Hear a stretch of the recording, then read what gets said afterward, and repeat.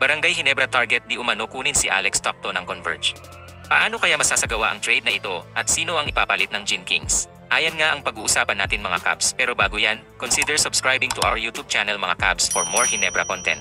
Ayon nga sa isang reliable sports insider na si Snow Badua, ay gusto daw di umano kunin ng Ginebra si Converge guard Alex Stockton. At posible daw lutuin ang series of trades kung saan magiging involved ang Magnolia, Northport at Ginebra upang makuha ito mula sa Fiber Xers. Base sa senaryo na sinabi ng veteranong sports writer, ay maaari daw i-trade ng Magnolia si Calvin Abueva papuntang Northport para sa isang one-on-one swap kapalit ng batang peer rising star na si Arvin Tolentino. Matapos nito ay, maaaring makipag-trade di umano ang batang peer sa Fiber Xers at hihingin nila si Alex Stockton at Geo Ambohot kapalit ni Calvin Abueva dahil alam ng SMC na gustong-gusto ito makuha ng nasabing team dahil ito ay Kapampangan at nadiskubre ni Converge patron Dennis Pineda. Matapos nito, ibabato daw ng Northport si Ambohot sa Magnolia dahil hindi pa naman daw ganun kailangan ng Ginebra ang tulad niya habang makukuha naman ng Gin Kings si Stockton.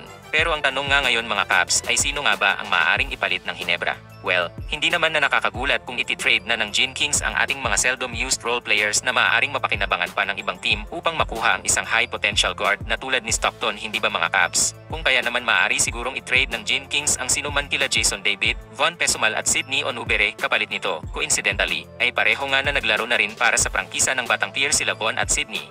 Habang maaaring ito ang maging pangalawang team pa lamang ni David sa PBA since being drafted by the Gin Kings in 2022.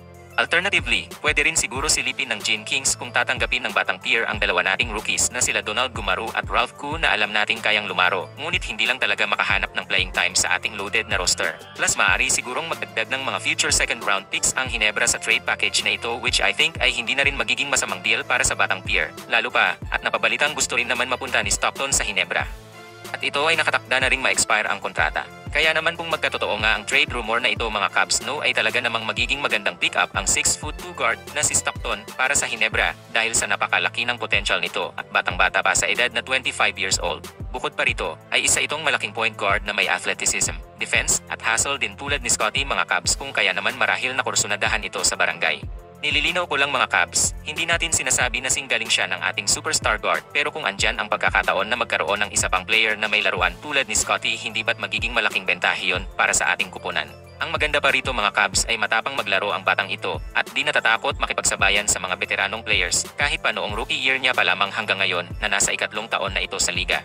Isang katangian na gustong-gusto ng mga Ginebra fans na nakikita sa mga bagong players ng Gin Kings, kung kaya naman siguradong katutuwaan ito ng milyon-milyong die-hard fans ng barangay kung ito ay mapupunta nga sa Ginebra.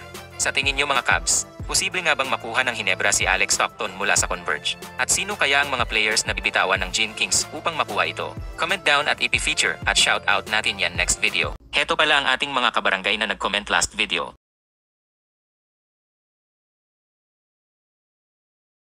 Shout out sa inyo mga Cavs. If you enjoyed this video, please like, comment and subscribe mga Cavs for more Ginebra content.